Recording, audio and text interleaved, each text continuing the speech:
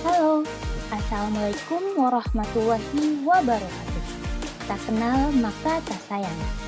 Maka izinkanlah kami memperkenalkan diri. Kami dari kelompok 12 Sintaksis Bahasa Indonesia yang beranggotakan Nurul Jumrah dengan NIM 2101421, Asih Kusumawati dengan NIM 2101421, dan Hanifah Kinanti Aulina dengan NIM 2101421,051. Pada kesempatan kali ini, kami akan melanjutkan pembahasan dari kelompok 11 tentang tata bahasa relasional. Adapun materi yang akan kami bahas pada kesempatan kali ini meliputi prinsip-prinsip tata bahasa relasional, sasaran teori, dan contoh dari tata bahasa relasional. Prinsip-prinsip tata bahasa relasional akan disampaikan oleh saya sendiri, Nurul Jumrah. Apa aja sih prinsip-prinsip dari tata bahasa relasional itu?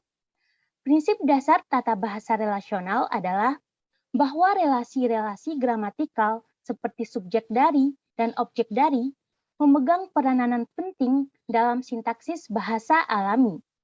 Tata bahasa relasional muncul sebagai tantangan langsung terhadap beberapa asumsi yang paling dasar dari teori sintaksis yang dicanangkan oleh aliran tata bahasa transformasi. Dalam hal ini, tata bahasa relasional banyak menyerang tata bahasa transformasi karena menganggap teori-teori tata bahasa transformasi tidak dapat diterapkan pada bahasa-bahasa lain selain bahasa Inggris.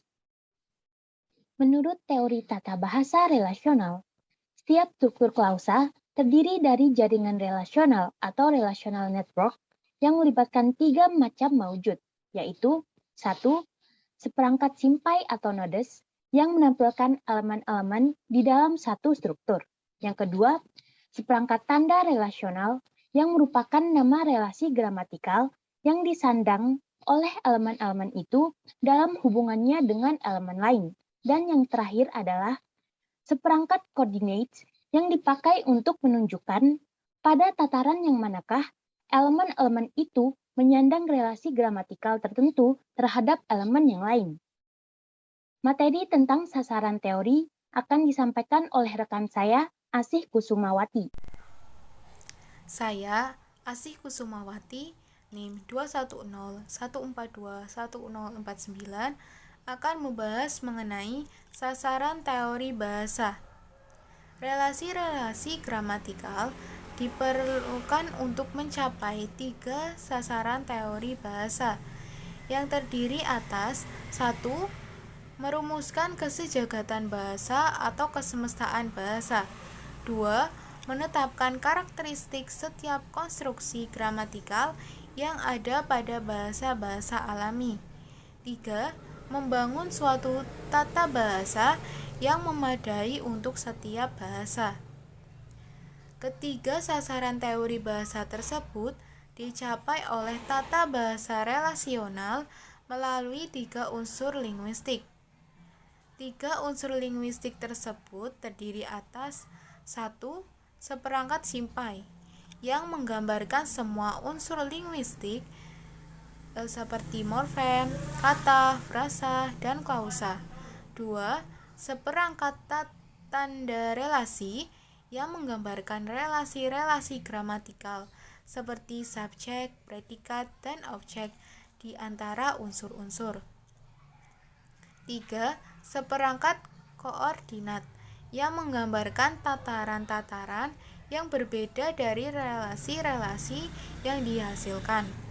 Menurut Samsuri tahun 1988 halaman 12 dan Junaidi dalam Purwo tahun 2000 halaman 458. Saya Hanifah Kinanti Aulina, NIM 2101421,051. Saya akan melanjutkan penjelasan sebelumnya, yaitu contoh tata bahasa relasional. Contoh tata bahasa relasional. Ketiga macam wujud prinsip itu digambarkan ke dalam beberapa kalimat berikut untuk memperjelasnya. Misalnya kalimat 1. Ani memberi baju itu kepada ibu. 2. Ibu diberikan baju itu oleh Ani. Yang pertama, kalimat Ani memberi baju itu kepada ibu. Klausa tersebut mempunyai 3 buah nomina dan sebuah verba yang masing-masing saling bergantungan satu sama lain dan masing-masing membawa satu relasi. Nomina Ani membawakan relasi subjek dari atau relasi 1. Nomina baju itu membawakan relasi objek langsung dari atau relasi 2. Nomina ibu membawakan relasi objek tak langsung dari atau relasi 3. Sedangkan verba beri membawakan relasi predikat dari atau relasi 4. Sekarang perhatikan kalimat nomor 2. Ibu diberikan baju itu oleh Ani. Jika dianalisis dari segi tata bahasa transformasi, bentuk kalimat tersebut merupakan hasil dari 2 macam transformasi yang dilakukan secara berurutan, yaitu transformasi datif lalu transformasi pasif. Jadi, keseluruhannya ada 3 bentuk atau konstruksi yang terlibat. Juga mempunyai 3 tataran struktural yang urutan-urutannya juga sama dengan menurut teori tata bahasa transformasi. Yang pertama, konstruksi kalimat inti. Ani memberi baju itu kepada ibu. Yang kedua, konstruksi kalimat hasil transformasi datif. Ani memberikan ibu baju itu. Yang ketiga, kalimat hasil transformasi pasif dari konstruksi datif. Ibu diberikan baju itu oleh Ani. Akan tetapi, menurut tata bahasa relasional, jika struktur klausa dijajaki dari segi relasi gramatikal, maka dalam hal penafsiran terdapat kesamaan yang mereka analisis. Misalkan pada klausa 1a, Ani memberi baju itu kepada ibu. Memiliki rincian dari unsur nomina Ani berelasi subjek dari, nomina baju berelasi objek langsung dari, nomina ibu berelasi objek tak langsung dari, verba beri berelasi predikat dari.